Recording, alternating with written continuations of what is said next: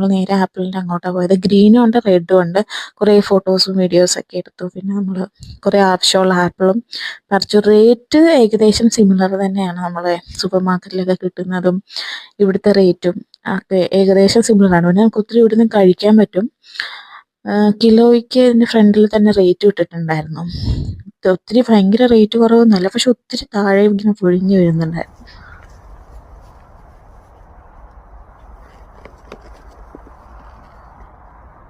നമുക്ക് ഈ ബോക്സ് ഇത് ഈവിൻ്റെ ഫ്രണ്ട് നമ്മൾ കയറി വരുന്നിടത്ത് തന്നെ അവിടെ വെച്ചിട്ടുണ്ട് കേട്ടോ. ബോക്സും കവറുകളും എല്ലാം നമ്മുടെ ആവശ്യത്തിനനുസരിച്ചുള്ള നമുക്ക് എടുക്കാം. അതെല്ലാം നമ്മൾ ഒത്തിരി വെജിറ്റബിൾസ് ഇവിടുന്ന് വാങ്ങിക്കുന്നുണ്ടെങ്കിൽ ആ ട്രോളി പോലത്തെ സാധനം നമ്മൾ അവിടുത്തെ ഫ്രണ്ടിൽ തന്നെ എടുക്കാം.